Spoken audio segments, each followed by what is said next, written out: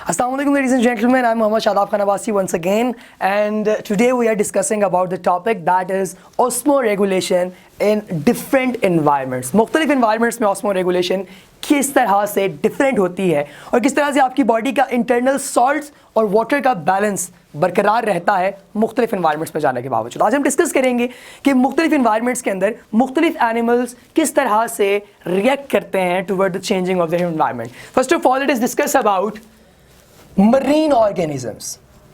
Marine or marine, what kind of pronunciation you use, that doesn't matter. This marine environment is basically that particular environment which is related to sea. समंदर के साथ related वो वाला पानी जिसके अंदर नमकियात मौजूद हों उसको हम लोग मरीन वाटर कहते हैं। आप लोगों ने डिफरेंट कभी नेवी वगैरह की कुछ स्टोरीज वगैरह सुनी हो तो आप लोग मरीन लफ्ज़ से वाकिफ़ होंगे कि ये हमारे पास बेसिकली रिलेटेड टू सी, जहाँ पर सॉल्ट्स वगैरह की कॉन्सेंट्रेशन ज़्यादा हो उससे मुतालिक ये लफ्ज़ है, उसका सिनोनिम है। अब जो मरीन वाटर है उसके अंदर different type of fishes are present, different type of organisms which are not fishes other than fishes are present. Like there is an animal that is called hag fish. Now this hag fish, इसके अंदर एक बड़ा important, बड़ा unique सा character है कि ये अपनी बॉडी का जो एनवायरनमेंट है उसको आइसोटोनिक रखती है।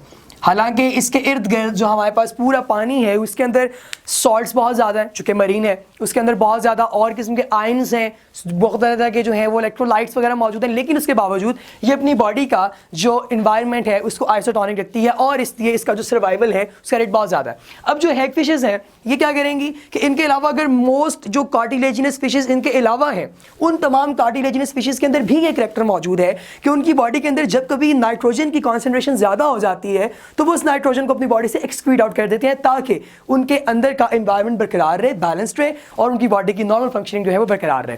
अब इसी तरह हैग फिश के अलावा हमारे पास एक और फिश है जिसका नाम हमारे पास है बोनी फिश। बोनी फिशेस, अब आपको पता है कार्टिलेजिनस फिशेस और बॉनी फिशेस में डिफरेंस भी आप लोगों को पता होगा। जो बॉनी फिशेस हैं बेसिकली इनकी अपनी बॉडी के अंदर बहुत डाइल्यूट अमाउंट के अंदर यूरिन वगैरह स्टोर होता है और इसको फौरी तौर पे अपनी बॉडी से निकाल देती है ताकि इनकी बॉडी के अंदर जो यूरिया वगैरह की कॉन्सेंट्रेशन है वो बहुत ज़्यादा इफेक्टिव हो सकती है, बहुत ज़्यादा इनकी बॉडी को नुकसान वगैरह पहुँचा सकती है। दैट्स वाई इसको वो एलिमिनेट कर देते हैं। इनके अलावा बाकी जितने भी और मरीन इन्वायरमेंट के अंदर रहने वाले जानदार हैं वो अपनी बॉडी से जितना भी उनके अंदर नाइट्रोजनस वेस्ट मौजूद होता है, जो अमूमन नाइट्रोजन के फॉर्म में होता है बॉडी का वेस्ट, उसको वो निकाल देते हैं ताकि उनकी बॉडी का इंटरनल एटमॉस्फेयर जो है वो बरकरार रहे। इसी तरह आपकी बुक का येलो बॉक्स आपको ये बताएगा कि ऑस्मोरेगुलेशन ने बहुत सारे ऑर्गेनिजम्स को इस काबिल बनाया है कि वो डिफरेंट एनवायरनमेंट्स के अंदर अपना सर्वाइवल पॉसिबल बना सकें। रेक्टल ग्लैंड्स एक इंपॉर्टेंट पॉइंट जो आपकी बुक में गिवन है इन सेकेंड ईयर बुक्स, वो जो रेक्टल ग्लैंड्स हैं बेसिकली वो भी वक्तन फ़वक्तन अपनी बॉडी से जो सॉल्ट रिमेन्स हैं, जो सॉल्ट की एक्सक्रीटरी प्रोडक्ट्स हैं उनको बॉडी से निकालते रहते हैं और बहुत ज़्यादा हेल्प करते हैं। और गिल्स से आपको पता है कि बॉडी के अंदर जितना भी पानी मूव करे उस पानी के अंदर से सिर्फ और सिर्फ वो स्पेसिफिक सॉल्ट्स और आयंस दिए जाते हैं जो कि बॉडी की मेटाबॉलिक एक्टिविटीज़ के लिए इंपॉर्टेंट है और बाकी तमाम चीज़ों को बॉडी से एक्सक्रीट आउट कर दिया जाता है। इसके अलावा अगर हम मरीन से हट के बात करें about fresh water organisms. Now what are fresh water organisms? सबसे पहले तो ये पता होना चाहिए कि fresh water क्या है। समंदर का पानी that is not fresh. Why? Because उसके अंदर salts, electrolytes, आयंस इस कदर ज़्यादा पाए जाते हैं कि हम उससे फ्रेश वाटर नहीं कह सकते।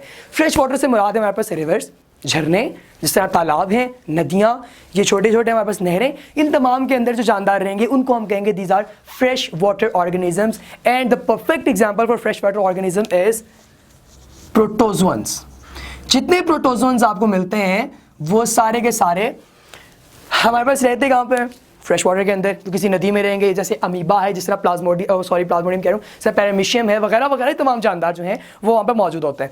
अब इन जानदारों के अंदर एक बड़ा स्पेसिफिक करैक्टर होता है जिसको हम लोग नाम देते हैं कॉन्ट्रैक्टाइल वैक्यूल पोजेशन। इनके अंदर कॉन्ट्रैक्टाइल वैक्यूल है, फूड वैक्यूल के अलावा। ये कॉन्ट्रैक्टाइल वैक्यूल क्या करेगा? ये अपनी बॉडी से जितने भी वेस्ट मटेरियल्स हैं उन सबको एक्सक्रीट आउट करता रहेगा और वक्तन फवक्तन करता रहेगा ताकि बॉडी के अंदर कोई टॉक्सिक मटेरियल जमा ना हो और बॉडी को कोई नुकसान ना पहुंचे। लिहाजा ये एक इंपॉर्टेंट फीचर है हमारे पास कॉन्ट्रैक्टाइल वैक्यूल का और ये प्रोटोजोन्स के अंदर पाया जाता है। इसके अलावा जो मछलियाँ वगैरह वो तमाम जिनको हम अगर कल्टिवेट कर रहे हैं, मिसाल के तौर पर हम बड़े पैमाने पर जो इनकी जो है वो क्या नाम है ब्रीड्स बना रहे हैं मछलियों की डिफरेंट, आपको पता है आजकल फार्मिंग बहुत ज़्यादा चल रही है, सो उनके अंदर भी सेम फिनोमेना जो है है वो होता है मौजूद, क्योंकि उनकी बॉडी के अंदर भी अगर ज़्यादा देर तक कोई नाइट्रोजनस वेस्ट रहेगा तो वो उसकी बॉडी के लिए नुकसानदेह है, उसकी प्रॉपर फंक्शनिंग को तबाह कर सकता है।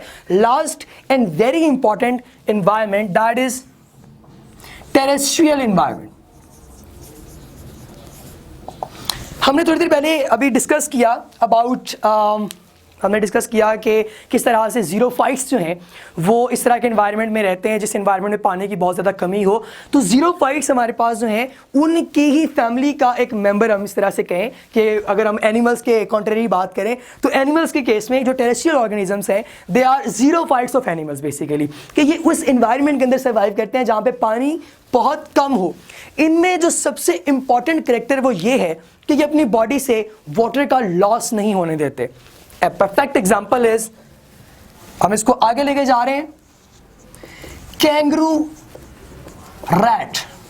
सो लेडीज एंड जेंटलमैन, इसके अलावा एक और इंपॉर्टेंट करेक्टरिस्टिक जो कि टेरेस्ट्रियल ऑर्गेनिज्म के अंदर पाया जाता है और वो बाकी और जानदारों के अंदर मौजूद नहीं होता, that is termed as anhydrobiosis. Now what is anhydrobiosis? Basically there are some terrestrial organisms which have a unique character. Unique character किस चीज़ का? कि वो withstand कर सकते हैं external dehydration को up to a specific extent.